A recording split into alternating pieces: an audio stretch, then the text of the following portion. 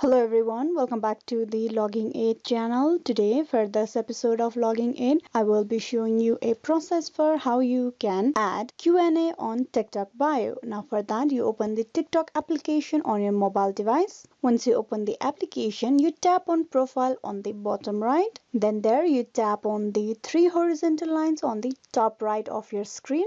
Now here you tap on creator tools. There is no currently Q&A option on my account as I am not a creator profile. But if you are a creator profile, TikTok will provide you a option of adding Q&A. So here you can see the only three options right now: analytics, creator portal, promote. Now if you are a creator account, you will also see the option of Q&A. You just tap on Q&A and it will get turned on and the Q&A option will get added to your TikTok bio. This is how you can add Q&A on your TikTok. Hope this video was useful. Please like and subscribe the Logging Aid channel and also don't forget to click on bell icon. Thank you.